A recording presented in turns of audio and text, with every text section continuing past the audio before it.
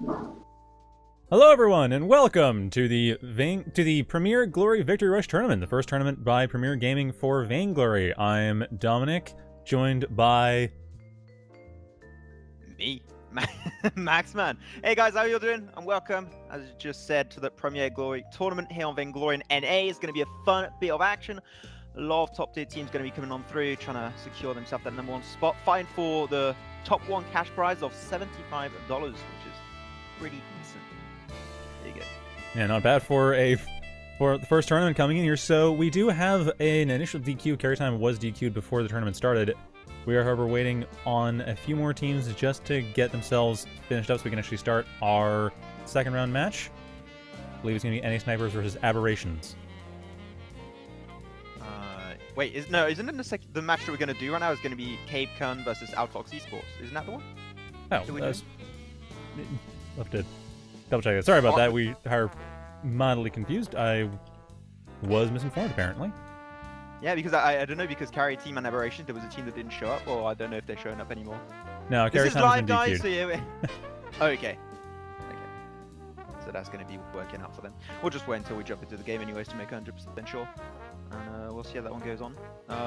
So also, guys, just to do a heads up, because I wasn't 100% sure before the broadcast, Ishtar is going to be available to play. So it's going to be interesting to see how people play against that, or if it's just simply going to be banned away, which is probably going to be the case, to be honest. There's a lot of Ishtar bans today. No big surprises right there. Yeah, considering how powerful she is. And also, I can confirm, actually, it is Cabe Coon versus Outfox Esports. That is who we're watching. That is the match, okay. Yes. Yeah, that's good to know. Because as you saw on your screen, it is Aberration that did win by forfeit, so they're going against NA Snipers later, and you can see all your favorite teams here. Once again, support which one you want. But I think that I said that even before the broadcast when I was talking with both Dominic and also Jury. The team that I think personally is going to take the whole run is going to be Tough Sexy Tuna Sentinel. So Tough Tuna is going to be the short name we're going to use for them.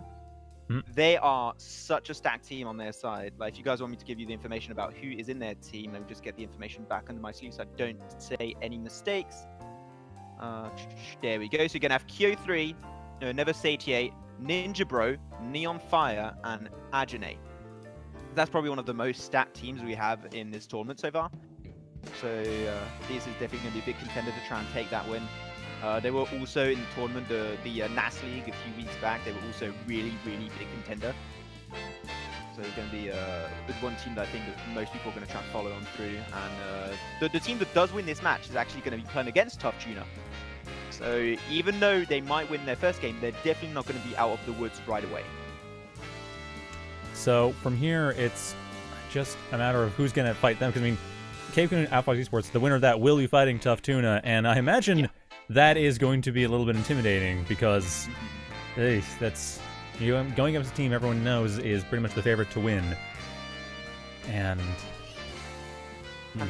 it is a harsh start, right? But it really is. If they do make it through, they are also setting the path to victory. If they make it through the hardest section of the game and the tournament right off the bat, they are pretty secure to make it really far and potentially even take the win. So it is a good point and a bad point at the same time. So it's going to depend about which team makes it through to the second phase and if they can actually take a win against Tough Tuna. Because also there's no loser bracket, just so you guys know, there's no loser bracket. So if you get kicked out, you are done. There's going to be a bronze match for 3rd position. Okay, so in 9th and 10th position, they're going to be fine for 3rd position overall for some juicy ice for themselves. And that's how it's going to be really working out. Also, one thing that I didn't really mention earlier, we said it earlier, first place, $75 going to be going for the #1 team. They can split out evenly between the players. Second position is going to be 3,375 ice. Don't ask me why is that exact number. I have no clue. CMZ does some weird stuff sometimes. And 3rd position is going to be 2 point. Yeah.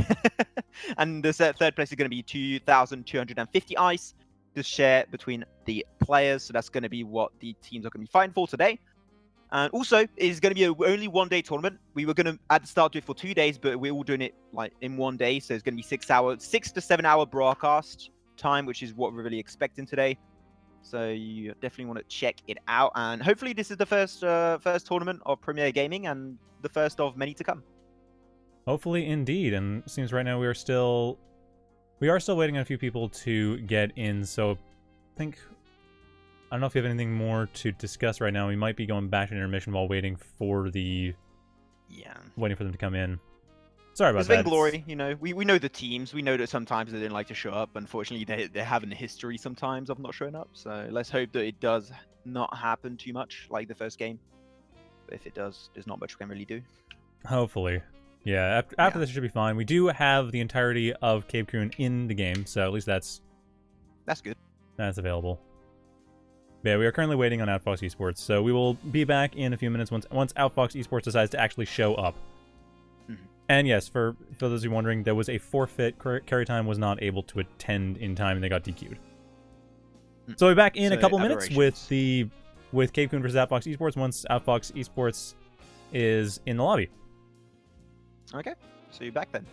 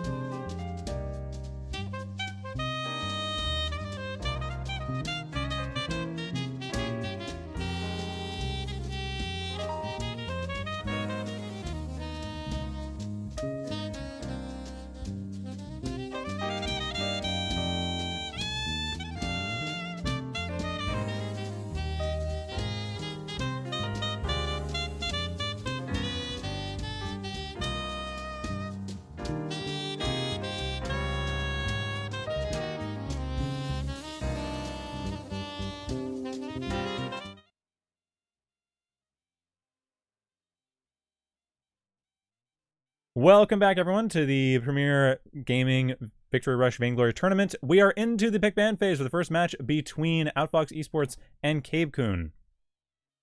Yeah, that's going to be it then. Cabe Coon, they're going to be... are they still on the A side, by the way? It is A side, Cabe Coon. And Yep. B side going to be Outfox Esports. Going to be banning away Warhawk, no big surprise. Probably going to see also an Ishtar ban. Catherine is also really high up there. They do ban away Jewel, even though they did kind of reduce her weapon ratio from 220 weapon ratio on that Thunderstrike down to 200%. Is still pretty hefty. You don't want to deal with it, especially that early laning phase. That potential trade is really insane. So that's still a really good ban. You can't go wrong on the side of Outfox as they decide to go for the ban of Miho, which Miho, I haven't seen a big amount of success with that character, but no big surprise either.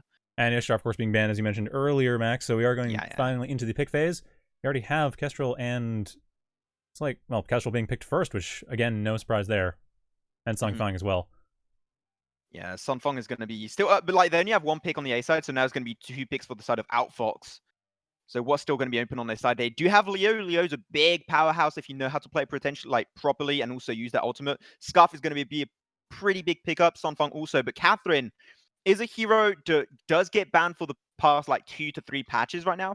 So Catherine will be getting picked up at the side of Outfox. She's really reliable. You can play her in both jungle and top lane. Some people play at Roam. I don't think she has any position in Roam to work with. So I would not recommend that. So probably going to be a top laner, especially if you do play against like Kestrel top lane. She might be played CP mid. I'm not too sure. This should be a bot lane Kestrel, and Catherine does exceptionally well to deal with the early glimmer shots of a Kestrel. So great matchup from them. They do go for the Sun Feng and a Magnus. Magnus going to be switched up. So it will be bot lane Kestrel, as I just mentioned. So now what you need really on the side of Outfox is something that can threaten that back line composed of this Kestrel and this Magnus. Something that has a lot of dive. So that's why I would say personally Anchor, they got a little bit of a buff on that Dance of Blades on this last patch of 4.6. I think that would be the best potential, but they do go for the Nukin hero of Celeste. Really good, works out really well with the likes of Lorelei. But they need some way to threaten once again that backline, Dominic. And it looked like they were actually planning on going for Gwen as well, but that would be... Interesting choice.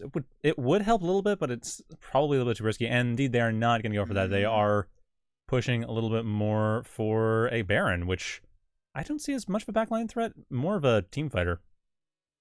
Yeah, he's going to be, like, once again, a like, backline nuke. He really hits hard late game. Early game, he's going to get completely destroyed, especially when you're dealing against heroes such as this Kestrel and this Sun Feng. They have insane early game and mid game power spikes, whereas unfortunately, the Baron is not going to be able to really follow up that much. So Baron here, not the best pickup in my opinion, as they do seem to go for Reza. I do really enjoy this. I talked about it. Both teams, they got both really big nukes. So you need some way to throw in that backline. Reza, he does exactly that. Now, what is going to be the dive/assassin for the side of Outfox? I said it earlier, I think Anchor here would be absolutely awesome to go for. But they go for Inara instead. I'm not a big fan of that one, and just because they have a lack of dive and burst, because like Inara has a really good amount of dive, but the burst is not all that insane. I would have to give this first game over to Cabe Coon, to be completely honest. Well, we'll see how that goes up. I do agree they do have definitely strong starting out composition, but it does come down a lot to what happens. I mean, obviously, Cabe Coon, they are definitely going to be scaling a lot better than Outfox Esports will be able to. But the question, of course, is Outfox Esports going to be able to actually manage that scaling? Because, I mean, if Cabe Coon is able to get a strong... Sorry, if Outfox Esports is able to get a strong lead on Cabe Coon, it may not matter. Definitely, so here it is. That's going to be game 1 here of the Premier Glory Tournament. A side is going to be Cabe Coon, B side going to be Outfox Esports. It's going to be a BO1 also for information for the group stage. All the matches are going to be BO1 until we hit the finals, where that's going to be an actual BO3. So matches are going to be just very snappy, going really quick, and just going to be from team to team. Also, I do not know any of these players, so it's going to be a little bit of a shot in the dark to know what they're going to actually try and aim for, their rotations, their favorite play style, and just their synergy as a whole, how they're going to play around this first game and how they're going to feel comfortable. But here it is. We are now spawning on the rise. Game 1 about to be kicked off. And if I have to check out the early game power spikes, really, as I said earlier, the early game potential from both Sun Feng and Kestrel together is going to be mental. So I wouldn't be surprised to see the side of Cabe Coon go for some invades or try and be a little bit more aggressive. Might going to go passive for the first level, hit level 2, then go for as many ganks and invades as possible. I think that would be a viable strat here for Cabe Coon. That would certainly be very exciting to see, and I would say if that happens, then considering what we're talking about during the pick ban phase, that is probably not going to leave Outfox Esports in a particularly good spot. Feels like that's going to just put them way behind on such the back foot that it isn't going to end well. I mean, it's not going to look well, but as I thought, they're not going to go for an early game invade. The reason why is because they want to hit that level 2. The level 2 is going to be really impactful, especially for the likes of Sunfong and Magnus, where they really unlock their early game potential at level 2. So they're just going to take a little bit more time. Kestrel, she's going to try and find Mutant Hot Dog, just find that basic attack, stop him for backporting. But yeah, Kestrel, as I said earlier, is just going to completely melt down her opposition with those glimmer shots. You can't really out-trade Kestrel early game unless you're dual, and even when you're dual, it's a little bit complicated. You're going to have such a hard time. And there's a recall, leaving the bot lane entirely open to the Kestrel. Brano is, I'm sure, very happy about that. Same time, though, we do have a bit of contest going on in the mid lane. SA Talent and Mega Man trying to find something to work with. Xenosora being threatened, but they are not going to be forced back thus far. Yeah, positioning here a little bit lacking in my opinion on the side of Outfox Esports. They're not really using the minions, especially Major Man. Like, if you want to plan against Magnus here, you want to position behind those minions to be away from most of the damage output. SA Talent is just going to try and stack once again with those A's, trying to get that armor and shield as high as possible for this early game. So trying to get as many stacks as possible on this Captain, trying to hit like maximum of 3 to 4 stacks per minute. But here you go, a bit of damage coming out on Soul's games. He will be down to now about half HP. Are going to go forward, so invade a little bit higher up as Rez is going to try and get involved. Hyperion coming on 3, does have the banner, secures the heal camp for himself. But Sunfong taking quite a big hit. And, Sunfong not able to really help out. Unfortunately, they aren't quite at the stage where they can do a whole lot of counter yet. I mean, they can, but it's not going to be especially effective. Same time, though, Souls and Hyperion coming in to save them, but Souls being taken out. They could be first kill. Ooh, not quite first blood. Wicked about to take them out, and there's the Sunfong counter to save their own life, but even then, it's still a double recall, leaving the top lane very open. Lucky the Pyro there on his Sunfong could have used a little bit of the Porcupine Mortars of the Baron here to his advantage to actually proc the stun on this Tiger's Bridge. Unfortunately, really used that to his full potential. That could have turned the tides of the fight because early game, the stun potential of Sunfong, once again, is absolutely insane. That is his early game power spike. If you can follow on through with a Divine Fist also, the burst damage you can put easily a character so squishy early game such as this Baron down to about mid HP. So I think it could have been played a little bit better on the side of Cabe Coon, but no one died. That's the most important thing. And also they have a little hefty 300 gold lead for their side. It's not insane in 3 minutes, but it's still something to keep in mind. As a little bit of Pokemon on 3 in the mid lane. Major Man taking quite a heavy hit down to now about 1/3 HP. He's got to be a little bit cautious there. Once again, positioning behind minions against Magnus is key. It's lacking on their side. They've got to try and reconsider a little bit how they're working on this Celeste. And also Celeste early game against Magnus is going to be hard to really win that trade-off. The main reason why is range. Celeste will come on board against Magnus in this mid lane matchup. When she hits level 8, when that Heliogenesis gets an extra 2 range, that's when she can actually fight on an even standing. As Rez is going to be finding himself in a little bit of a fight. Unless Celeste Pursuit does connect, B will be just fine. Alright, the bottom one, we do have Brano and Hyperion going for that turret. There was those glimmer shots coming in, you're talking about before. Brian, just damage, yeah. trying to take that turret out as quickly as they can. The backdoor protection is on, but Brano just does not care. Yeah, he's just going to melt it through. Like, Kestrel, most of the time, when you're playing in bot lane weapon, what you want to try and do is, about 3 to 4 minutes, you want to try and find an early game turret, which you've done. She already put the turret down to now mid HP. Can she push you a little bit more? We'll have to wait and see. But I think Reza maybe has to assist a little bit more this bot lane.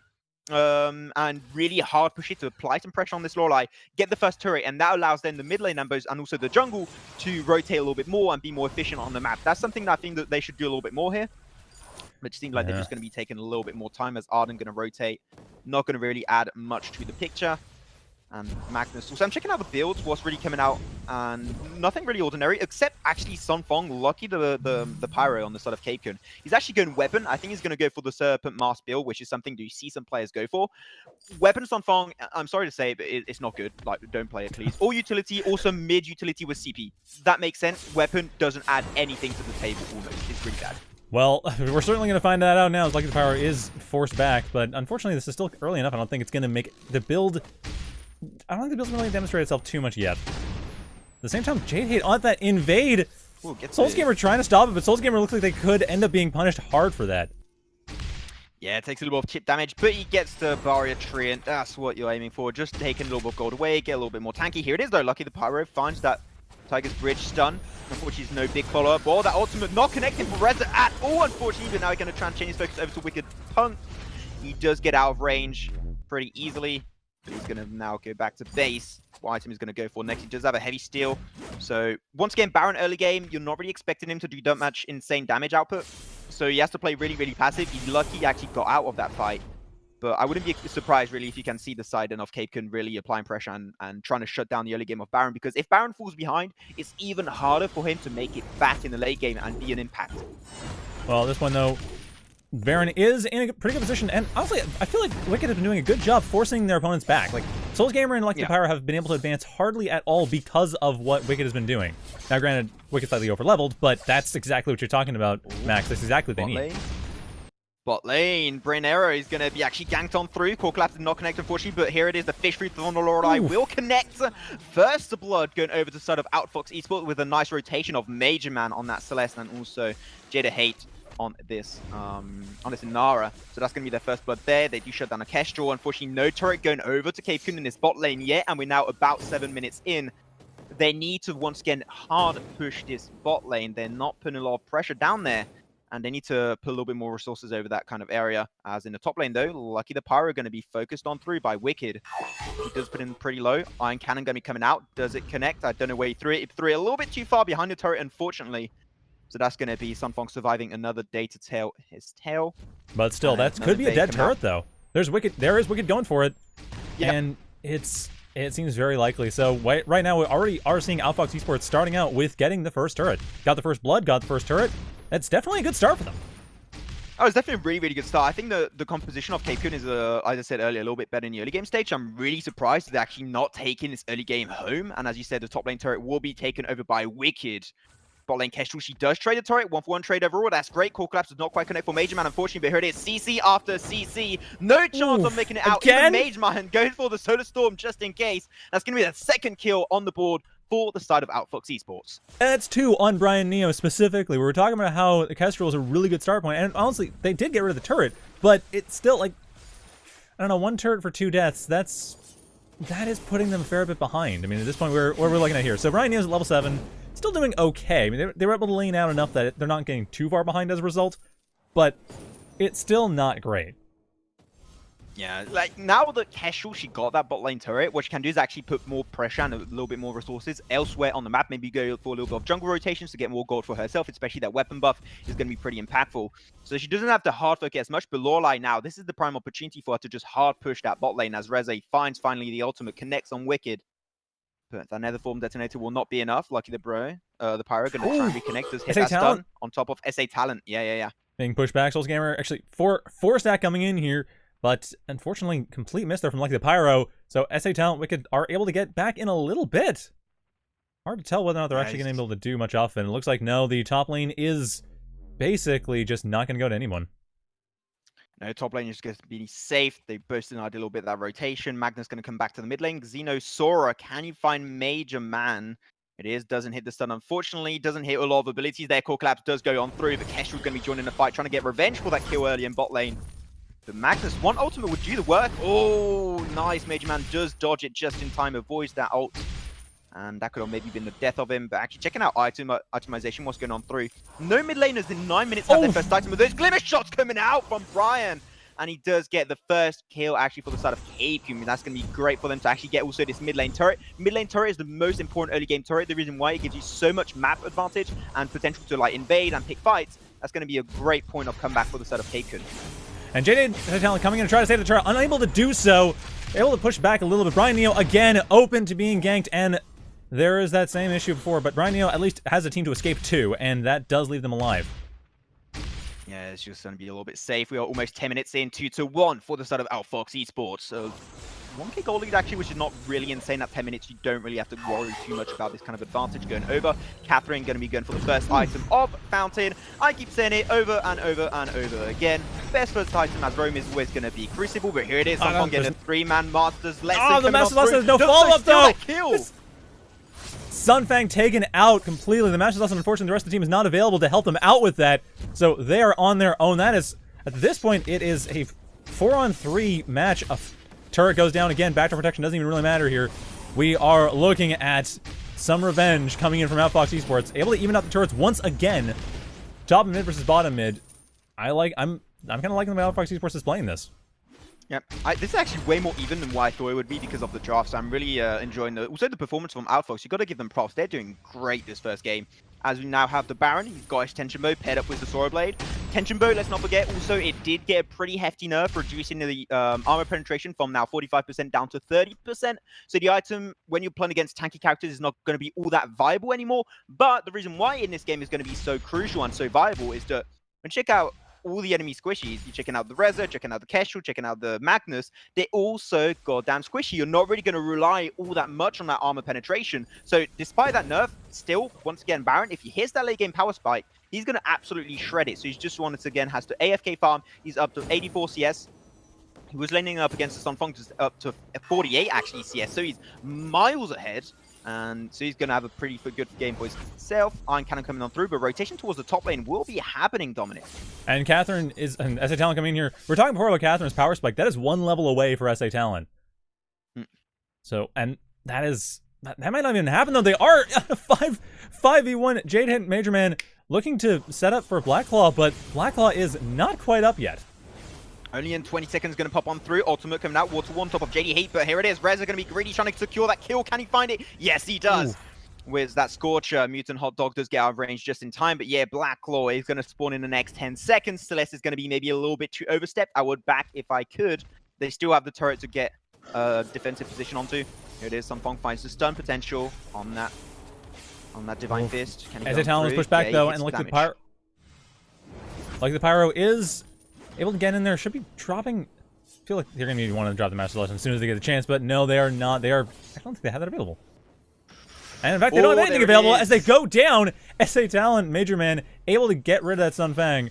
And that, I think, will actually open up Blacklaw. Brian Neo and Soul's Gunner trying to retreat, but there's Wicked coming in there. There's the ultimate coming in. Brian Neo forced back. That opens up Blacklaw to Outfox Esports, which could entirely push this game. At this point, it's been even. Getting that Blacklaw on the mid lane could completely turn it in Outfox Esports' favor. And again, as they push, making Xenosaur forced to retreat on top of everything else. SA Talon's the only one who is really weakened on the side of Outfox Esports. And there it is, the Blacklaw. Well, Blacklaw threaten. Just getting the jungle in the meantime, though. They're a little bit too low, especially Major Man on that energy ratio. He's going to be a little bit too low. That's true. And so that would not be really worth it. Also, they lost the Baron. That's not going to be around the corner, really. So that would be a little bit of a risky situation to go for. But Kestrel is just deep pushing that bot lane. So that might give them an opportunity to go for like a sneaky Ghost Wing. Vision was put on top of it. And they could give it a shot if they really want to. But right now, they just got to like mainly stick together. Once again, farm up to get that Baron to the later game power spike. Because their game is so far is so good. And why not? Why go fast when you can just go slow and steady wins the game, right? That is always we're going to try and aim for. So this Baron is just having the game of his freaking life. Just get your double Tyrant Monocle, or whatever build he's going for, and then they can start playing aggressive. And because, once again, they build that early game lead and they're feeling really confident in their gameplay, I think that's going to be just enough for them to actually win these next team fights really easily. And again, it's worth noting, Wicked is pretty... They are pretty much the most powerful member in their team, so it's... That is where it comes in, and there they are all ready up. Their ultimate is ready. Everything's ready. There's Lucky the Pyro on their own, just waiting to be ganked. And there is Force Attack coming on them, not even able to get any Master's Lessons out or anything to save their own life, as Brian Neo tries to come in and save them a little bit, but they are going down as well. They're the next one down, followed very quickly by Souls Gamer and Xenosaur. There's not even care about the turret. SA Talon doesn't even care. They're just going in there. Just get the kill, get the gank, get the ace. It looks like they're going for. Hyperion, the only one left on the team, and they are not. No, they are in this fight. That is it. That is an ace. They're all alive. 5v0 at this point. Top turrets are done. Blacklaw might be what's gone. And then there it is. There's the Blacklaw kill just to take that mid lane. But for the next 3 seconds, actually really the next 10 seconds, it's going to be completely open for Outfox Esports. They have the entire board to themselves. Now that's what I call a turret dive. They stayed on the turret for like a hit. Oh, be careful though. Blacklaw does shut down the Inara. Going to be a little bit unfortunate to kill. Oh, that's still. Oh, that almost connected. I really thought that was going to go on through and get stolen by the Kestrel play by Brian Neo. 25, but that was a very close one. But yeah, like, unfortunately, they went in one by one. They lost to Sunfeng. Sunfeng is their main way of peeling back, and he just got CC Chain, Core Collapse, Fish Food in a row. He had no chance of escaping here. And also his shield and armor is pretty low at this stage of the game, so he's going to get completely melted. So losing that Sunfeng, you can't allow yourself to do that, or otherwise your team is just going to get dived. And we saw that happen under turret, and there was no way for them to respond to that. So they need to try and keep a 5-man squad up as much and as long as possible if they want to have a chance to play against Outfox, as this Black Claw going to be going completely ham on this second mid lane turret. Might be going down. Kestrel going to be chunking that down pretty easily. Iron Cannon coming on through, going to put that minion wave pretty low, and same for the turret. Solar Storm will connect and shut it down. This fight might be breaking on through, but the resources actually coming out are going to be pretty low if you check out the side of Cabe Coon. They're going to get back together. Cabe Coon, unfortunately, does still lose that turret. Their mid lane is very open. Their top lane's very open. Their bottom lane's the only one with a turret outside of the high ground. So right now, Cabe Coon, they are at least dealing with the fact that their opponents are a little bit split. Like, Outfox Esports has to regroup, has to get their resources back. But Cabe Coon, I mean, what are you going to do? Go for Trance, not a bad idea. Get some jungle creeps. But beyond that, I can only see maybe getting the Nightwing, or the Ghostwing. Maybe. Even Ghostwing at this stage, I think it would be like more of a double-edged sword. It can be really rewarding, but if you get scouted out by the enemies, they get an extra advantage by getting that Ghostwing buff, and also they can potentially push a mid lane turret and crack open the base. I think this is not really worth it. The only reason why they would want to go for that is if they know that the team is completely split, whereas the Baron is in top lane. If they want to go for it, now would be the right moment to do so. Or pick a fight, then get the Ghostwing. That would be the main opportunity you're looking for. But as I'm checking out the builds real quick, we do have Briano on the Kestrel. He has now his double time monocle Sora Blade build. I don't know what he's going to go for next. Maybe for Tornado Trigger. I think here Tension Bow is going to be really, really important for Briano to actually get for himself. You can also go for Bone Sword depending on his playstyle, but I think there's so many, once again, squishies on the opposing side. It would be better to go for that. Here it is, the Gauntlet coming on through. Oof, Mutant Hot Dog immediately going down. There's Sun Fang, but no Master's Lesson coming out from that. Or, well, Master's Lesson didn't manage to do all that much, I should say. And unfortunately, that is yet another kill for Outfox East, or another possible ace for Outfox East. Xenosaur forced back, and no turrets to really defend them onto the high ground turret. But Xenosaur goes down. Hyperion forced out of there. Brian Neo able to get in the jungle and retreat, but even then, we are still dealing with a 4v2 situation. Yeah. I can feel, unfortunately, on the side of Cabe Coon there was a little bit of lack of synergy. You saw Soul's game. He just dived on through with the Gauntlet, and his team didn't follow up instantly. I think they were really surprised to see him engage there, and once again, synergy on their side didn't seem like it was really working out, so let's hope they can fix that. But now it's going to be a prime opportunity. Every single team fight, that's how Vainglory works. You win a team fight, you get objectives. It can be turrets, it can be Ghosting, it can be Black Claw, or even just a jungle invade. But of course, Ghosting here is going to be the #1 on the board. Still, once again, almost coming through. But Kesh was actually pretty precise on those. Got to give props. Yeah, no, Brian is doing a great job just getting that one-shot, one-kill in the right aim. It's just, unfortunately, it's always a couple seconds too late. Especially with no vision. Yeah, with no vision especially. It's like that. Actually, I gotta say, that's quite impressive, the fact that it is only a couple seconds too late, considering that that is based entirely on knowledge of how fast the team is likely killing, rather than how fast they actually are killing. That was really fun times to see that come on through. So I'm checking out also the builds. A lot of people just getting full burst. Not seeing a lot of Broken Myth actually from the CP mages. They're maybe going to have to try and focus on those Broken Myth once again. It always helps you to increase that damage by 10-fold. Even if they do not have a lot of shield or anything like that. But Crystal Tune going to be the next portion of the fight. Going to be fallen over. Xenosaur should be able to secure that normally. But no, Inara jumps on through with that Storm Crown. Easy steal, easy secure. And Black Claw going to be jumping on back on through on the rise. Second Black Claw, can it be secured? They do have that Ghosting buff, and this is not the fight that Cabe Coon is looking for. Oh, and there is already Sun Fang being knocked down at half HP. Soulstorm comes in here, forces them back, and that again nullifies the entire possibility of the crowd control, and in the entirety of Cabe Coon forced to retreat already. This again, every single time. Unfortunately, losing him so early on is not great, and the peeling from Sun Fang is not really dominant. You can see, he's even got his ultimate, the Master's Lesson is still up and rolling, so you should try and really use that as much as possible. Also, I gotta say, as I said earlier, Sun Fang, weapon, not great, and also he went for Slumbering Husk. The reason why you don't go for Slumbering Husk, oh man, that was close again. Yeah. The reason why you don't want to go for Slumbering Husk is every single ability gives you a full health bar of fortified health. And going for Slumbering Husk is completely overkill. That is no reason to buy that on top of the Sun Fang, but Iron Cannon does come on through, connects on top of the Arden. There's no follow-up. He's down to now mid-HP. Maybe rest time for him to go back to the fountain. But now Blackwall going to be trying to crack open the base of Cabe Coon in mid lane. Should be happening. Yeah, Black Claw, there's that... Oh, that high ground turret is already being taken out. And already we're seeing attempts from Hyperion to take out something, but they're forced back. The rest of the team is doing what they can, but Black Claw not even below 3/4 HP before they're able to take out that top turret. And there's there's that last crystal coming in there. That should be it. The rest, like, I don't think Outfox Esports is even really paying that much attention. They're just going for it. They're just going ham as much as they can. Popped out.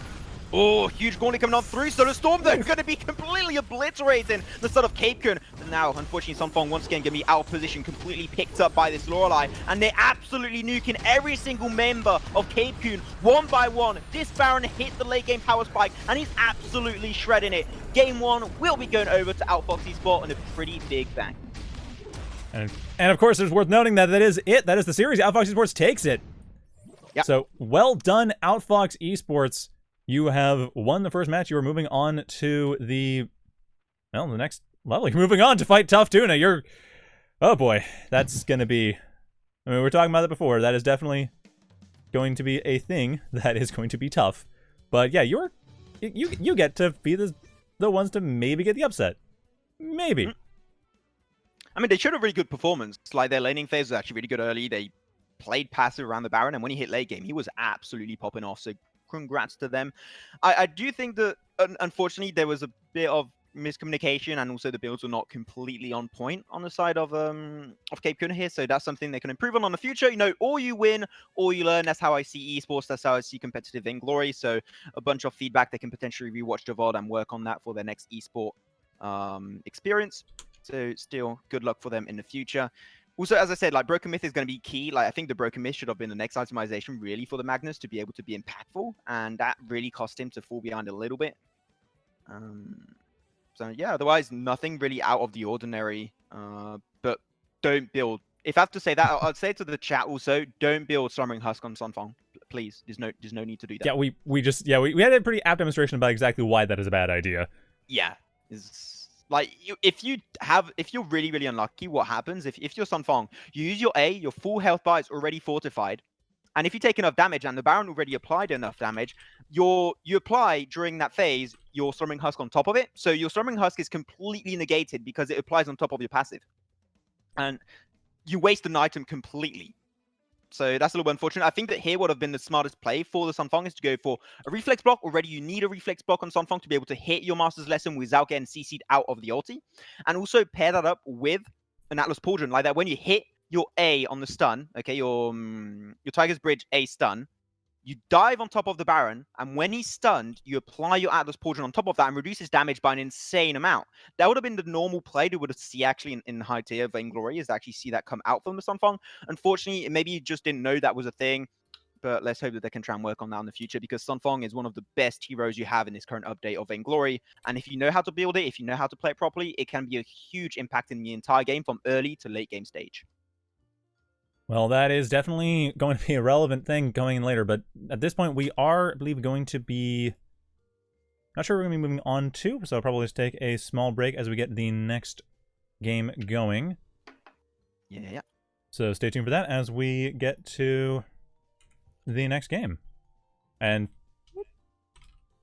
yeah, also I should point out there's a giveaway. We have an intro sub giveaway for the first introduction of Premier Glory, or Premier Gaming for Vainglory.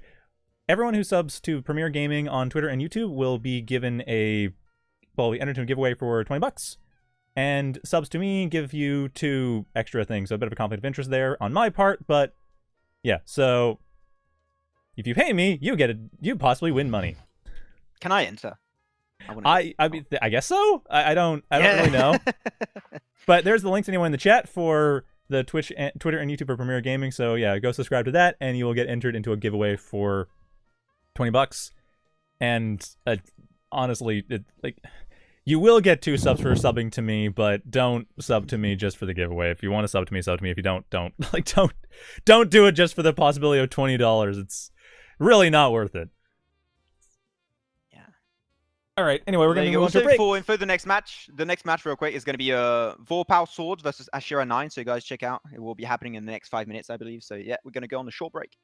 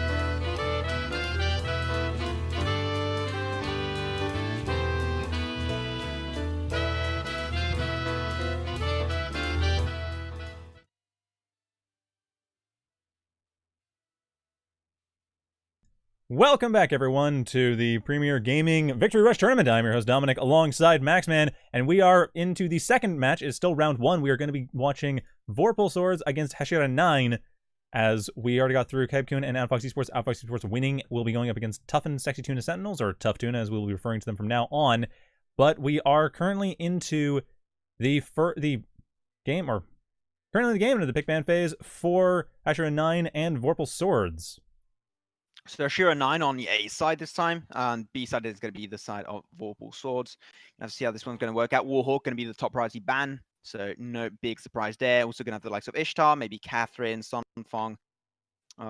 Just the usual kind of stuff is going to come out, really. No big surprises. So we just got to really wait. See what hero would you like to see come back? Like you saw last game, a few heroes coming out pretty dominant. Are there a few heroes you'd like to see coming out again this time, Dominic? I'd like to see another Kestrel. I'd really like to see another well-played Kestrel. Because last time, Brino did a great job with Glimmer Shots, did a great job. I mean, the one-shot one kills never managed to get steals, but the fact that they were so close with them was still very impressive. Oh, they were pretty pog, definitely. And also that if they were able to like put a little bit more resources in bot lane to assist to Kestrel, she would have absolutely smashed the entire game. But unfortunately, that wasn't really their main focus. But they do ban away Catherine then for the sort of a Shura 9 on the A side. Now only one more remaining. What they're going to go for, I think that here would be they do go for the Miho ban. Oh. All right, then. Okay, that's completely fine. And then Leo, there it is. I talked about Leo first game. No teams decided to really commit to the Leo. He's going to be picked up, and the main reason why Leo is good is that his weapon ratios. He's got such a high burst potential, and especially his ultimate that allows you to almost reposition an entire team in your backline that allows you to instantly burst them down. Leo is always a good pick. Like, you can't go wrong with Leo. Yeah, at the same time, we have Black Feather and Scarf being picked up for Vorpal Swords. And Scarf especially, we were talking about that last game as well, as a character that's very commonly used, very, very good for just lane control and keeping things in position. The oil slicks are not something you want to mess with. Oh yeah, like the Fan of Flames passive and the Spitfire, like just the burning damage on minion waves also allows you to push waves and keep it consistent really well. And also the damage up off Fan the Flames on heroes, if you can hit those Spitfires paired up with the Goop, is absolutely meant to an early to mid game stage. So here's Scarf, whoever you're going to play up against in mid lane is going to probably smash early really, really hard if he's able to connect those abilities. They do go for the Batiso. Pretty big front line actually on the side of Shura 9. Now they have to pair it up with some good backlines. I think that here they can actually maybe go for the likes of a Samuel, apply some Frostburn, stuff like that would be actually a great pickup, I think, for their composition, have a lot of synergy. Arden going to be followed up. Arden, Blackfeather together at the combo is absolutely mental. I love it on a set of Vorpal Swords. And as we're going to depend on how well they can use that to their advantage. Grumshaw could be the next pickup. You don't see too much Grumshaw, at least in Europe. I'm not too sure in NA if Grumshaw's like that big of a meta pick. But Grumshaw, super tanky. You can play utility. He's pretty fun. Yeah, Grumshaw, I've seen a few tournaments where Grumshaw was important, like picked or banned relatively often. But I wouldn't say the most popular. I wouldn't say it's top tier. Oh yeah, I don't think like this current meta is not. But Sky and Sam, as I just said, Samuel would be a great pickup. They went for it right off the bat. Great job from them. And they also paired it up with a Sky. So Sky is going to be interesting to see. Apparently, they want to play at CP Jungle. That's something, at least in Europe, once again, because I'm a European pleb. It's something you don't see all that much. So it's going to be really interesting to see how that one works out as we go back to the lobby and have a little bit of insight on what the teams are saying. But that was Sky here. I don't think is insane. Her gank potential early is not high. She's got some repositioning potential on that Suri strike, but I don't think it's going to be insanely valuable early game. And I think that what makes a good jungler is their early game potential of pushing lane, applying pressure, and ganking. And I think that Sky doesn't really fit in that box. Yeah, Sky is... I'm really kind of curious exactly what they're planning on doing with that, because it's... Unless they're trying to go for something kind of what they were going for with the Kestrel in the previous game, just, keeping a bit of a backline attack, or the Baron rather, like keeping a bit of a backline attack and then using that. I mean, that's makes some sense to me. Yeah. So I'm checking out a little bit what's happening in the Twitch chat. People are talking about Jewel. What do you mean Jewel is overrated? Stuff like, okay, so people think that Jewel is overrated. That's interesting. Well, Jewel did get nerfed. Like, it was not this update, but the update beforehand. She got reduced of like 20% weapon ratio on her Thunderstrike. It's not what makes her off meta. She still is insanely good. Like, Jewel cannot be like ignored, or otherwise she will clap you really, really hard. So no, Jewel is still really good. It's just depending on what your playstyle is. And I think there's just no team so far have been really ready to commit to that kind of hero. But Jewel is really fun. Yeah, so I'm really curious to see how that's going to work out. And sorry, we're having some technical problems here. My apologies for that. We will get that sorted out in a sec. But yeah, I'm really interested what's going to happen with that because we saw. Oh, we didn't see Jewel last game. Getting confused between. Yeah. Yeah, we'll get the game started really soon, guys. All right, Jewel got banned last game. That's right. Right at the beginning. Yeah.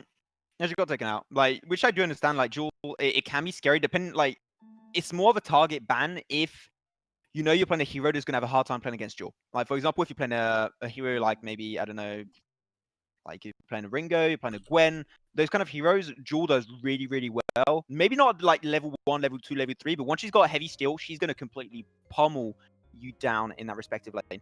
So I do understand why they don't want to kind of invite you or issues on to try and reinvite. Yeah, sorry about that. We are. That's fine.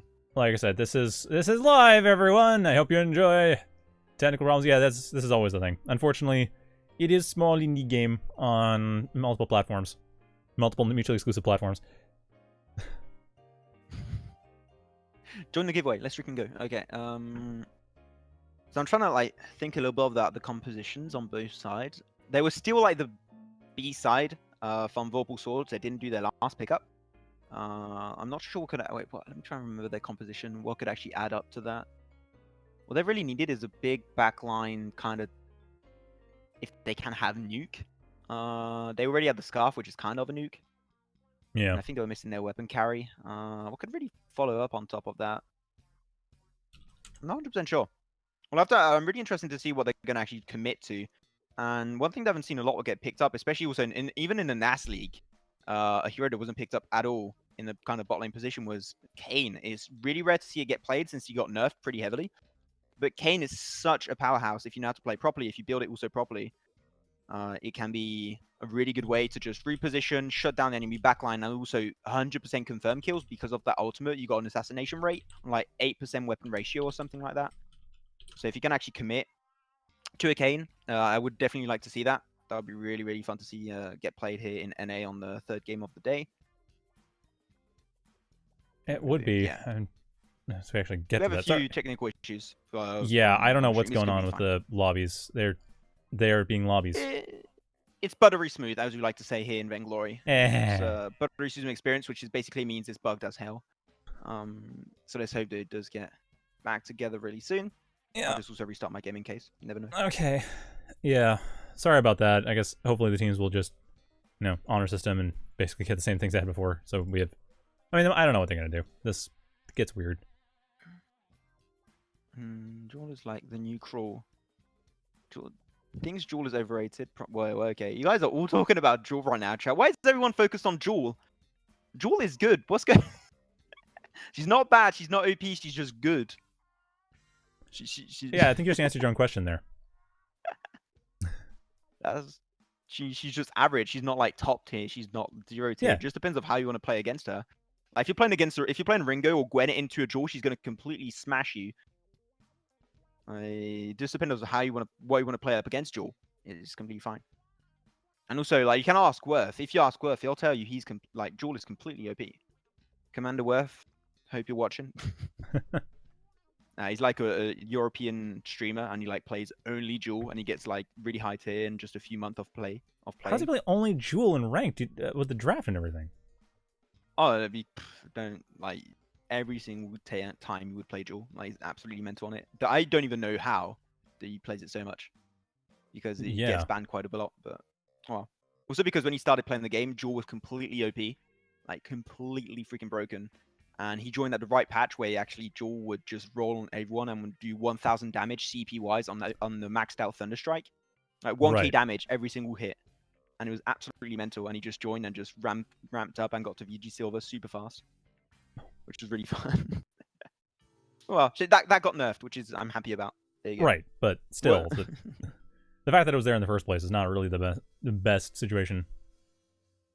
Yeah, but now we got Ishtar, which is also fun. Yay! Every single patch you have like one hero that just is absolutely mental and you ban every single time. This time is Ishtar. It's as easy as that. Yeah, well, that's the thing that happens sometimes with these games, but there you go. We are getting back into it, and we apparently getting back into it. Yeah, we're back into the draft here. For Apologies, the second game of apparently the day. OBS doesn't want it. There we go. Okay. Oh. OBS is being a bit of a pain. All right, we're back, and we have pretty much got the same setup. Yep, we have everything going. Looks like everyone's just going to pick the same things. Best as they remember. Yeah, so once again, they do go for the Leo. They're going to pick, maybe not in the same order, but they're going to go for the same pickups. So they go for the Ardent. Yeah, just pretty usual. So they were missing their last pickup in the bot lane. As I said, normally... Wait, who's going to be their jungler, actually? Yeah, Blackfeather should be their jungler. So they need a bot laner, respectively. It can be Blackfeather bot lane, too. That could be it. Is not 100% sure on how the positioning is actually going to work for Vorpal Swords. They could shift it, have Blackfeather jungle, Alpha bot lane. They could also have, like, Alpha jungle and Blackfeather bot lane. They could really shift it up in many, many ways. So I'm not 100% sure of how this is going to work out. But I got to say, I really enjoyed the draft take coming out from Shura 9. I think once again, the Samuel adds a lot, especially if he goes for that Frostburn, because you've got a lot of dive potential of the Alpha, the Blackfeather, the Ardent, and the Grumshaw. Frostburn here would be absolutely mental, and it's key for Shura 9. If he doesn't buy Frostburn on this Samuel, I'm sorry, I'm going to have to say it, but he would be boosted as hell. Well, hopefully we do see that, because I would be very happy to see... I mean, I'm very happy to see that kind of dive play coming here. After the last game, it'd be a nice change of pace. Yeah.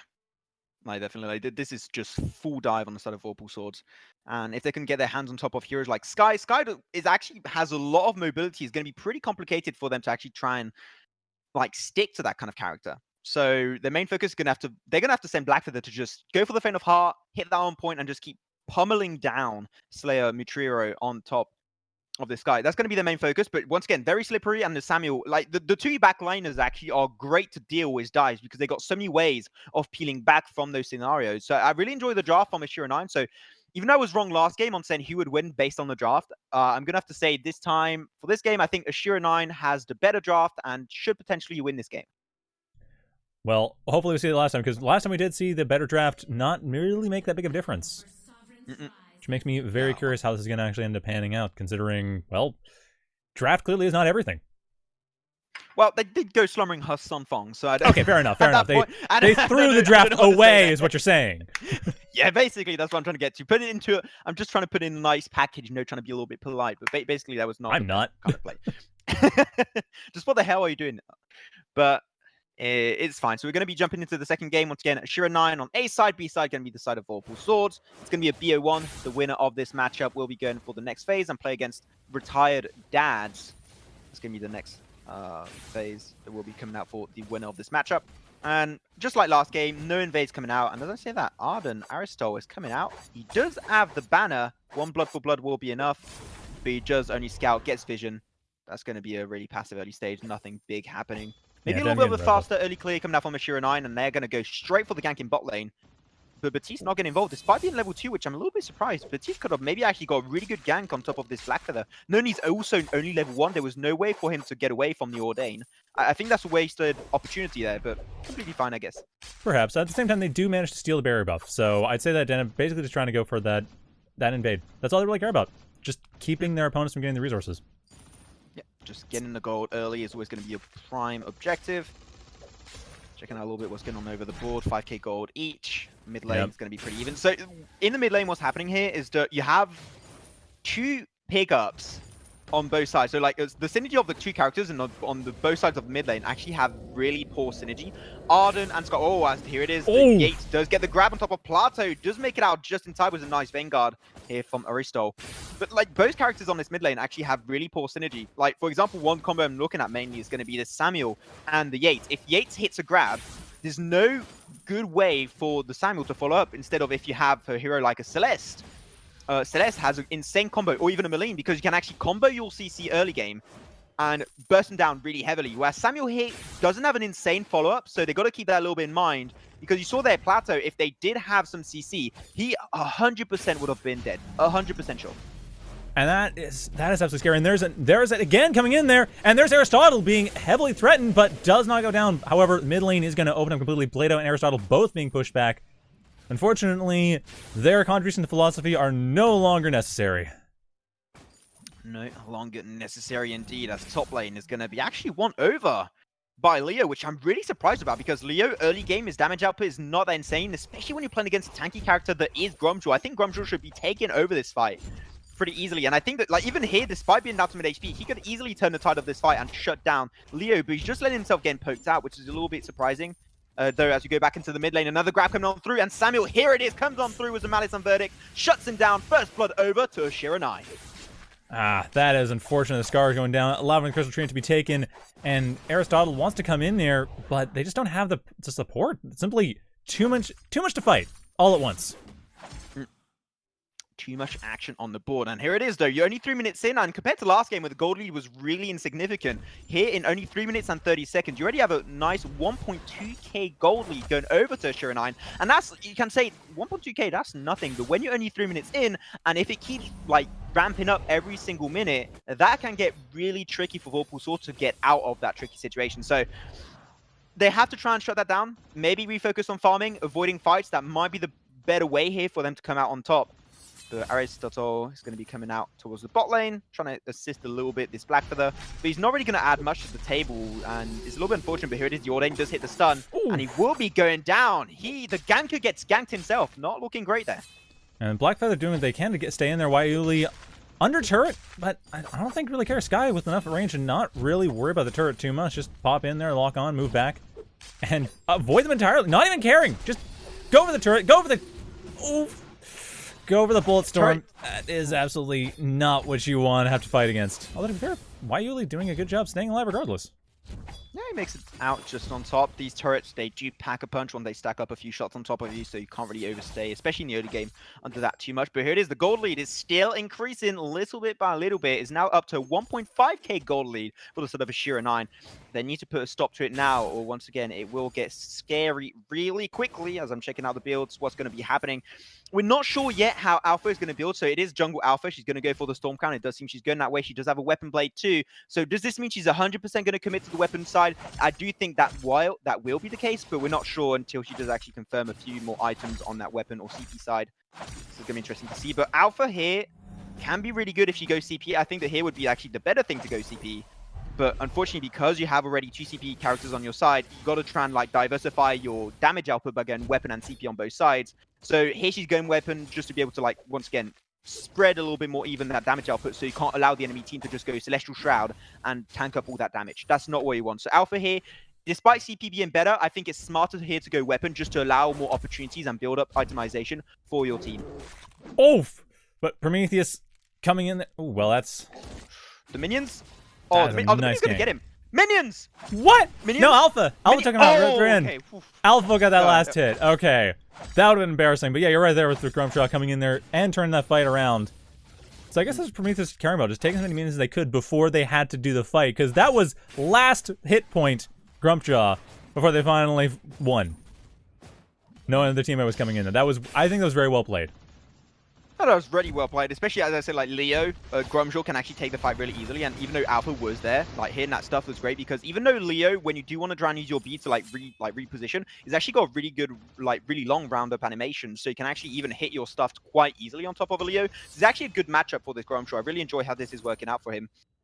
My Grumjaw is going to build. He seems like he's going to go for the Poison Shiv, maybe Poison Shiv Breaking Point build, which is one that you would see a lot back in the day, at least in Europe. Once again, in NA, I'm not too sure how they really play this character. So it's going to be a really good early game for him. And he's put Leo quite a far bit behind, but here it is. The grab connects. Rose Offensive will not connect, unfortunately, for this Blackfeather, and he will be completely shut down. 3rd kill on the board for Shura 9. 3rd kill and first turret coming in there for H9. And Deneb might be going down in response there, trying to cover the Ghostwing, being a little bit too aggressive, but Plato suffering for the attempted punish. Ghostwing is still going to be taken out. And there you go. Turn fights into objectives, and that's just what Shura 9 is doing. They're going straight for the Ghostwing up in 7 minutes. That's going to be really early for them, giving them a little bit more map advantage. They can try and push a little bit more harshly and pick more fights without being too cautious about their health bars. Alpha, she tried to join, unfortunately, a little bit late. As we do see then, Sky, she did go for the weapon path. I did think she was going to go CP, but she did commit to weapon. Sword Blade first. It's going to be just fine. She's probably going to go for a Poison Shiv Breaking Point build right after that. I think that would be the better itemization for her. As Samuel, going to be a little bit quite out of position. Alpha does have a nice bit of damage output, but unfortunately she's only got a Storm Crown, so that's going to be a little bit of more burst at the start. Nothing to really follow up with. as he re-engage on top of Slayer. Once again, the damage really low because he's only got that Storm Crown. And he's going to have to go back just a little bit as Slayer join. But well, Slayer, actually, I just realized Slayer's the team. Yeah, every single player is Slayer something. Slayer. Which Slayer are you talking about, Max? Okay. Yeah, I was like, so, Gomez, Zenitsu. Oh, like... no. Oh, well. The grab connects on top of the Alpha. Huge ultimate! What? From Leo. Oh, Steezy trying to get all... Just about managed to recover out of that, but simply not able to survive. Actually, 2 for the price of nothing. Honestly, this is working out especially for H9. I mean, so far, they're now 6k gold ahead on top of the extra, well, possibly extra turret, extra kills. They are in an amazing position as far as map control goes right now. It's 5v3. Every single lane is essentially open to them, and they're just playing the long game. They're playing the long game. That's what they're doing. As we're almost 9 minutes in, 6-1 for Shura 9. And a goal leader still going up now to 6k. This is starting to get really scary. Gauntlet coming now on through, but why are you engaging in this fight? Your team is not ready to engage this. This is going to be 3v5. What's going on? Well, actually 3v4 right there. And that's going to be the end of the beans for the Scarf. Can he find a shutdown on top of Aristotle? There it is, the last basics that comes on through. I don't know why they pulled the trigger when they were obviously having a huge man disadvantage, and they still tried it, which was not worth it. So yeah, not it was at all. a 3v4, not 3v5. It was, but even then, you're still dealing with the fact that they're slightly under-leveled, they're slightly under-built, that just don't have anywhere near the power spike needed. Like, 5v4, I think, would be even if it was in favor of Vorpal Swords right now. Mm-hmm. So, you see also Grumshaw in the top lane, like, he's just tried his best, but it's not going to be working out at all. And now they're just going to be having these team fights, because, once again, they have this early game in their early and mid game, to be like completely honest. They got 9-1 in terms of kill. The goal leads up to now 8,000 in less than 10 minutes, which is actually an insane amount of gold advantage for your team. And they're just playing it like as a 3 to 4 man squad every single time. And that doesn't leave a lot of time actually when you're checking out Vorpal Swords. They have no time to farm because of these 3 to 4 man team rotations. They don't have any time to get back in line, get that gold that they need to actually be able to fight on an even standing with Vorpal Swords.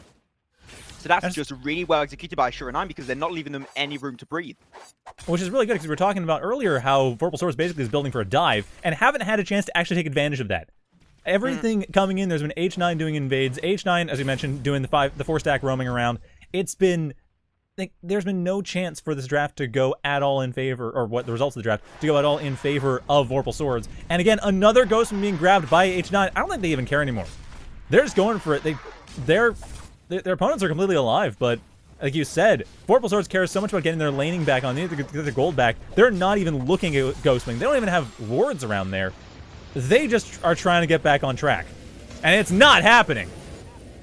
It's not happening for the Ardent, that's for sure. He's going to be completely obliterated by that Leo with the ultimate. Not going to be any of an issue. Blackford, though, he's going to go a little bit deep there. Might be a little bit careful about your positioning, my friend.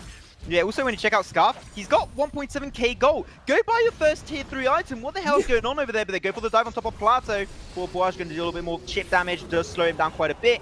Oblivion on top of the Alpha. She will be put in reboot mode where it is. Dragon's Breath coming on through, but the Fearsome Shade will cancel that instantly. And the Samuel steals another kill on top of this Scarf. He finally gets that Spellfire. Why do you use your gold after the fight, goddammit? I'm so mad right now. Yeah, they're right in there too. You can buy in their high ground. You don't have to wait until you die. Like, that's... I mean, it's one of those things you're starting out. I saw him right before that fight. He was in the base, and he didn't shop. Yes, exactly. Like, what? He was in the base and didn't shop. Why? I mean, it's like the button will show up right in the corner. The little quick... I mean, I assume they're not going for quick buy, but they might be doing that because there's the build set up. I mean, why not? And even if you don't have that, still, it's not too difficult. Like, I don't know. So, I'm going to go on a little bit of a rant. Why the hell do we not have any Crucibles in 12 minutes also? I know that like NA love their fountains and stuff, but the Crucible's always going to be so freaking good, especially when you're checking out the composition of Vorpal Swords. Sure, they have a fountain, you're all good and dandy, but do you see Leo and his ultimates? Do you really see them? They get like 3-man ultimates every single team fight almost. So you have a Crucible to try and shut down that amount of CC, there it is. Tanjiro going to try and come on through, just put the Alpha on the other side in the Blacklaw pit, and he's going to get completely melted and battered. Oh my god, Dominic, what's going on? It's just H9. He's good for the turret dive? Like early game coming in. We have mid lane is only 1 turret left, so H9 does not care. I mean, they have. I mean, the top lane actually is. They could start farming that. The bottom lane actually, we've seen the Black Feather going for a turret. I mean, they're diving a little bit.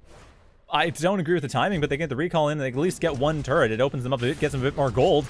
But that's still a 10k disadvantage. That's still Blackclaw opening everything up. Blackclaw himself, they just now barely getting damage down to 3/4 HP. But this looks like it could very well be it. The Grumpjaw goes down.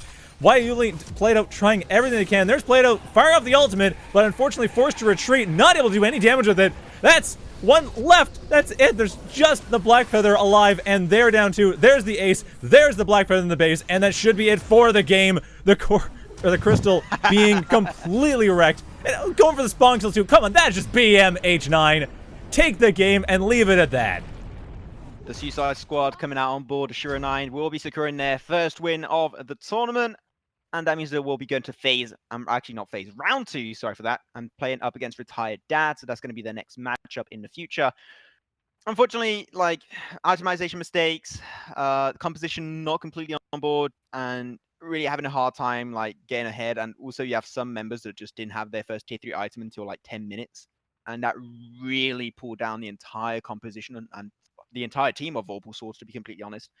And even though, like, I'm seeing people in chat, like, people saying, oh, Crucible's better. People are saying, oh, Fountain is better. Why Crucible would be better here is just because you're playing against this Leo. You can't allow yourself to not have a Crucible against the Leo where his ultimate is so goddamn impactful. You can't allow that to happen. And that's why they got shut down, is because Leo just kept rampaging and rampaging the entire game once he hit that level 6 power spike, rotated to mid lane a lot of times, got 2-3-man ultimates every single time, and allowed this team to just farm up kills, farm up gold, farm up bounties, if there were bounties, because they were almost getting no minions or just no kills, so the bounties were also really low, so there's nothing for them to get out of that. They just applied a lot of pressure on those rotations. It's just a really good job from them. And also capacitor play on Blackfeather, I'm like, I do get it. Why? Because your on point does give you a barrier, but it's not going to be rewarding on the long run. You want to go Spellfire, Broken Myth, or Spellfire Aftershock. One of those two.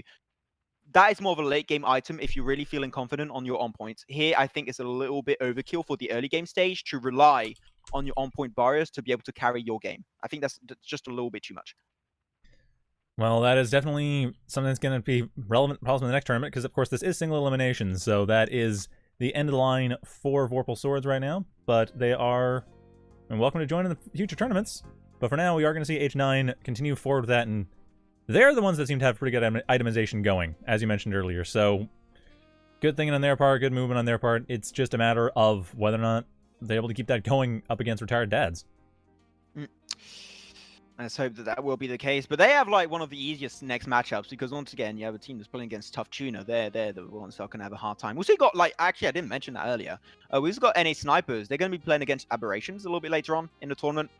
Not next match, but the one after that, I do believe, is going to be that. I believe so. And it's going to be another BA1. And in NA Snipers, you have the big boy, and his name is Xenotech, and he's going to be playing. So definitely want to check that out. They're going to be another big contender for this victory. I think that the next fight that will be happening, actually, of NA Snipers and Tough Tuna, if they both win their respective matchup, that's going to be one of the best matches to watch today. So I can't wait to get to that kind of area. I might be calling it early. It's a pre-finals finals. Oh, and the semifinals yeah, is only best of 1. So shoot, that's kind of unfortunate. Well, anyway, we will be going to a break as we get set up for the next match, which should be Tunnel Team CR versus Finger Kitty Butts. So we'll be up with that. And yep, that's what they call themselves. That's your name. Yep. I just put them as Finger Kitty because I'm going to call them FKB. That almost seems worse. Really? I don't know. Gotta be careful how you pronounce that, but alright. Anyway, we'll be getting onto a break, waiting for that, and that'll be up in a couple minutes, so stay tuned.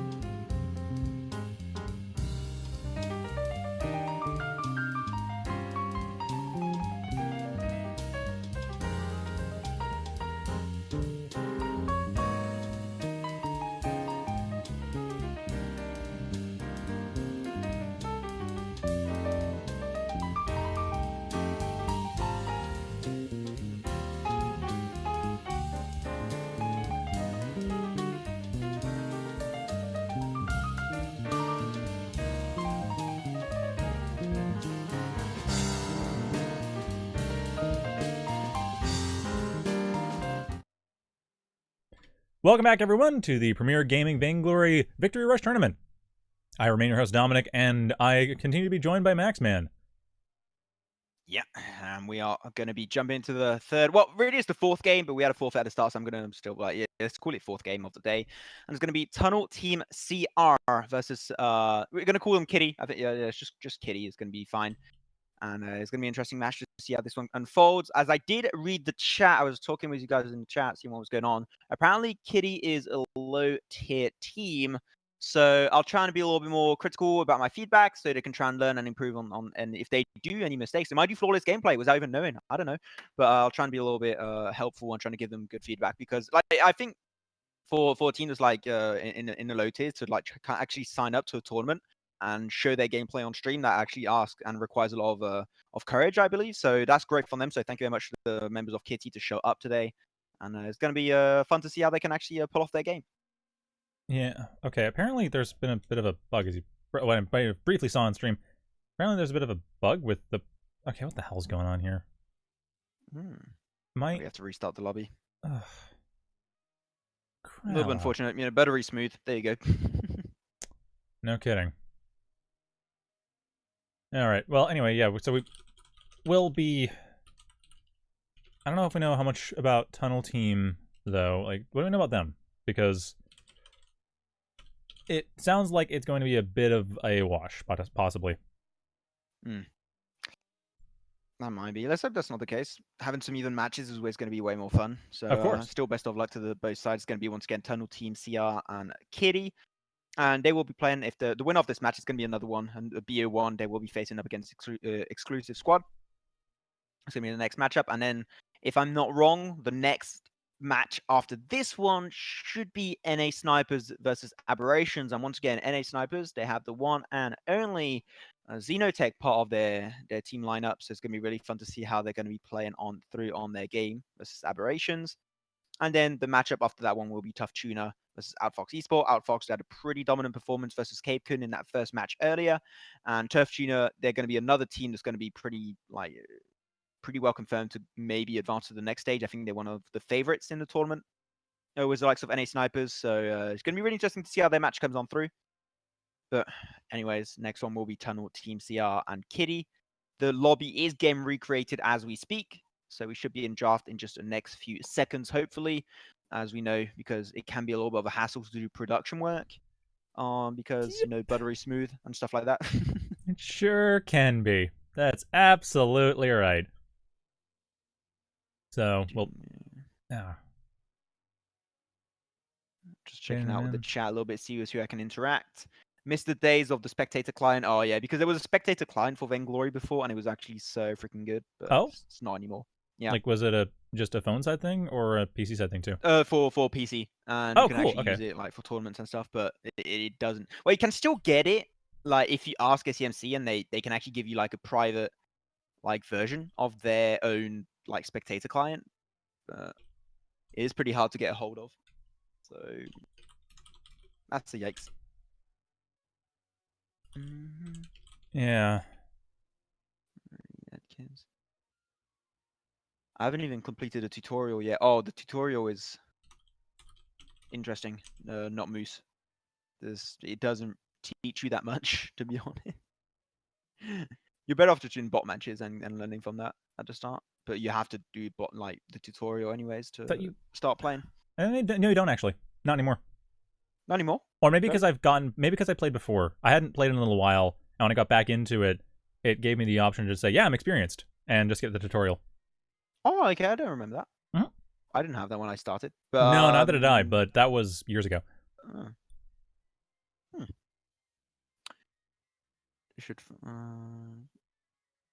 Okay, there's nothing interesting in chat happening right now. You guys are all toxic in chat. What the And you're not even fun, sassy toxic. You're just being straight toxic. I mean, this is the Vainglory community we're talking about here, so obviously there's going to be a little bit of shade thrown left and right all the time. Well, sure, but I mean, be clever about it. I mean, it is also important to note that this is our first tournament in this community, so we're learning elo of different characters or different players. So just be patient with us, guys. We'll get there. Actually, we appreciate the fact that you're telling what's going on, because that is helpful.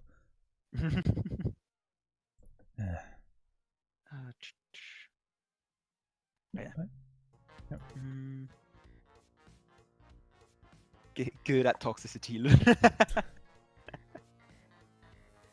Well, I mean, you can be sassy, or you can just be a dick. And sassy is fun, but then also kind of have to know that you can. There's a rapport you have to establish first before that actually really works. Otherwise, it does come off as toxic. Oh well, we'll just have to get the game started off, and they'll just talk about the gameplay. Hopefully. Yeah. Let's Granby Mature. Thank you. We got some White Knights in chat. Thank you. Let's freaking go. Yeah, we should be starting very soon. We're missing 2 members off tunnel. Well, we're trying to. There's some And, weird situations going on with the lobbies, of course. So I mean, this Vainglory, there's always going to be weird stuff going on. You know, it's got to deal with it. all right. Except for the Sunfong. Except okay. So every single person in chat right now, okay? Every single person in chat right now. If you say Sanfeng, you're wrong. It's Sunfong, okay? Get it right. Check out the hero spotlight if you want. You uncultured swines, okay? But it is Sunfong, okay? So don't make fun of my pronunciation because that's how you say it. Even though I can't pronounce half of my words I say, I am pretty positive on Sunfong. So suck it. I'll take your word for it. I am not. I really have no idea one way or the other. Nah, it's because like Sunfong is inspired of like Asian culture, and it's actually how you say it. In Mandarin, I imagine. Yeah. Toxic casters. Wow. I'm just saying you guys are wrong and I'm right. That's all I'm saying. It's not toxic. It's the truth. Deal with it. Okay. Sung Feng. Oh my god, you hurt. Oh, that hurt my ears stick. I just Sean got blind Fang. because of that. Sean Feng. Oh no, even worse. Why are you guys doing this to me? Oh, I think Astrolane actually just wrote it in Chinese. Or at least one way of writing I it. can't read Chinese. Only thing I can say in Chinese is Ni Hao Ma. That's all I can say. I'm sorry. Yeah, which I guess is fine. But I missed the screaming casters over unleashing Kraken with Celeste Solar Storm. Okay, Izzy, you want me to scream during this broadcast? If there's a steal, I'll scream until my lungs freaking explode. please don't. We have four more hours of this. I'll just be mute. I'll be casting in sign language after that. Wait, how would that? You can't because I don't have your webcam set up. We'll activate. We'll put the webcam set up after. We'll do it. Okay.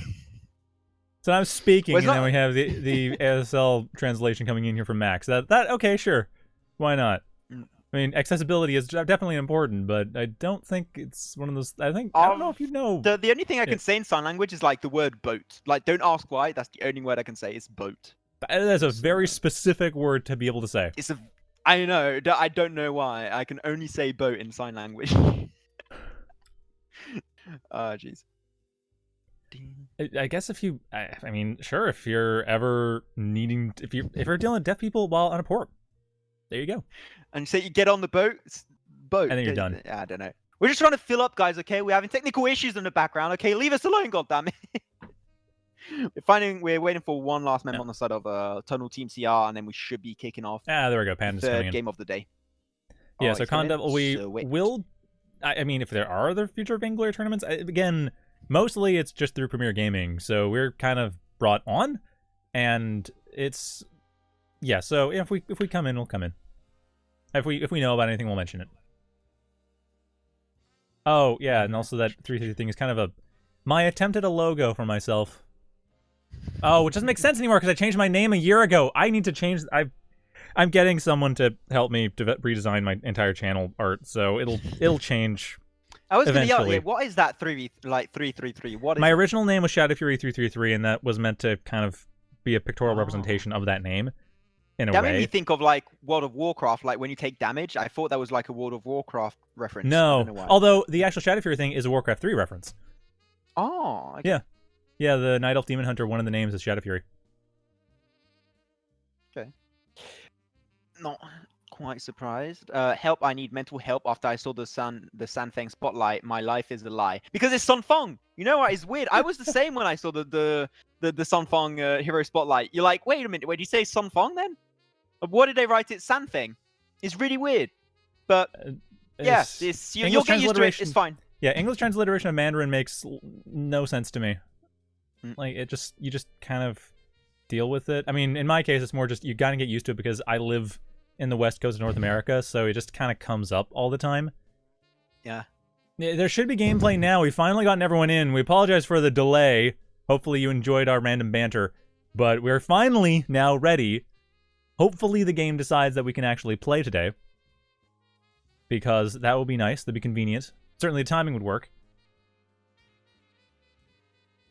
But I don't know. Yeah. Oh, we should be in there very, very soon. Some fun. I remember, like, when I was doing my own There we go. tournament, I was saying, oh no, okay. Well, I'll keep that story for later. Let's drop into the draft. Here we go. Going to be the third game of the day. A side will be Tunnel Team CR. I'm going to call them Tunnel, and then the B side is going to be just Kitty. We're going to say Kitty. This is the short term. Yep. And they're going to go for the Ishtar first ban after you still got the really top picks. You still got Warhawk. You still got Catherine. You still got Leo. Scarf is still there. Same for Sunfong. Miho. Apparently teams don't like Miho. Leo is also on the board. So you have way too many priority bans right now. And you're going to have a lot of those pickups making it into the picking phase. I'm actually I would like to see a Miho. I know it sounds a little bit weird, but it's like, I want to see Miho. Should be fun. Yeah. Miho's a pretty fun character, but we're not saying it. I really picked a bad background for the brackets screen. But apparently you're going to get a 5-team support for the A side. And you talk about Miho, and actually they banned it because they were listening to you. Feels bad, man. There's a delay on the stream. There's enough of a delay they could. That wasn't me. You can't blame me on that. You can't pin that on me. I'm blaming you so hard right now. I know it's cool. Did you ban away Leo? They saw the last game. They're like, okay, Leo was maybe a little bit too good. We're not going to take that risk for ourselves. We're just going to be banning it away. They do go for Darjo, which would be really surprising, knowing that Catherine Sunfong is still on the board. And there it is. Catherine is going to be picked up right away. Jewel will be following up maybe for the side of Kitty. But they did pick up Scarf, though, which is way better than a Darjo. 100% better. Yeah. I mean, Scarf is, we were kind of talking before, is very much the pick you want to have. Like, everyone, Scarf just seems, I mean, I don't know if everyone, but I do find Scarf comes up a significant amount of the time. Though against Catherine Jewel, Catherine's going to be, I feel like Catherine's going to have an easy way shutting that out in the mid game. Oh yeah, like Catherine definitely is really good to shut down the ultimate of Scarf, like so easy because it's a easy targeted stun you can apply and to cancel out the Dragon Breath of the Scarf. So here that would be like definitely a good way of playing it if she can actually get close and personal with that Scarf. They do follow it up with an Arden. Arden, now what are they going to combo that Arden with? They need to go for some dive kind of character. Oh, Fortress. And as I say that, they go for the Glaive. Yes.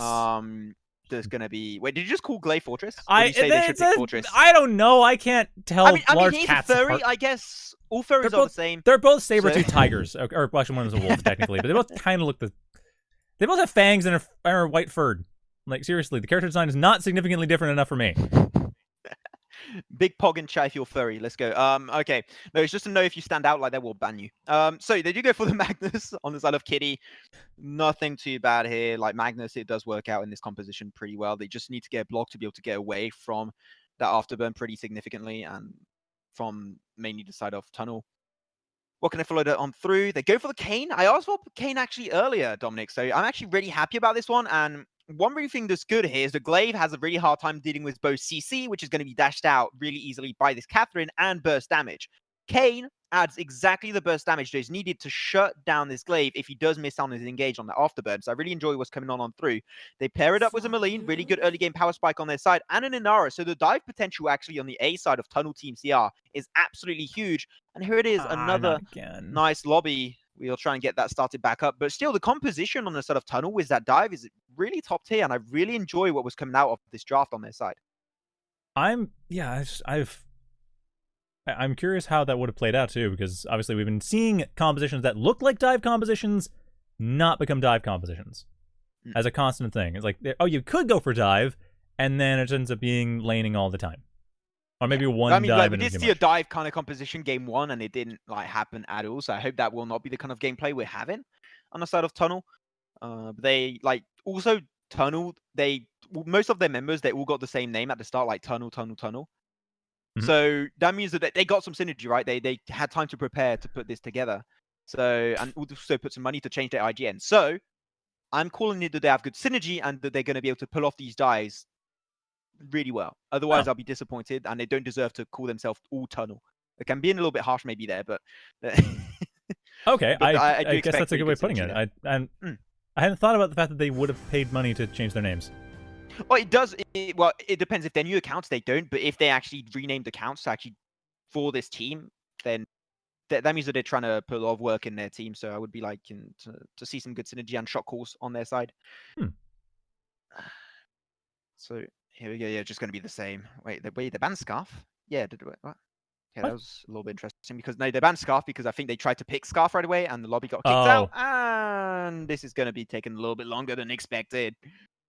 We're going from 6-hour broadcast to 60 hours. There we go. I mean, thankfully, I don't have any plans tonight, so we can just stay here. I mean, we're gamers, right? We don't have a life if we're. That's not gamers, true, so... actually. I've been developing a life. I've been getting a life. Really? Yes, actually.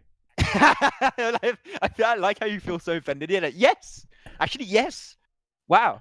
Can't believe you said that. It's actually kind of surprising I'm able to cast this because I've been kind of asked with casting some other stuff, and I just haven't been able to because I've been having a life. Wow. I'm disappointed. I'm not gonna lie. I'm kind of disappointed, Dominic. I've only been talking to you for the past 3 hours, and you're not a true gamer. I'm sorry. I was lonely, okay? Quite You needed friends. I needed friends. Well, it's more like I got friends and I realized I'm kind of boring. I need to be more interesting.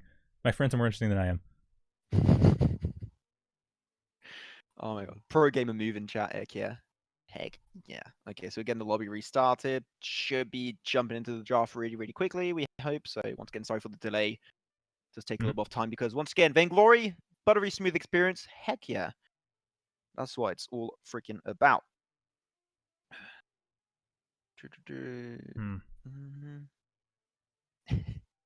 Well, Lol Miguel. Yeah. yeah, this is. Well, while we're ban waiting, me. I'm gonna go. Oh yeah, sorry. No, saying Jade hate. Ban he. What?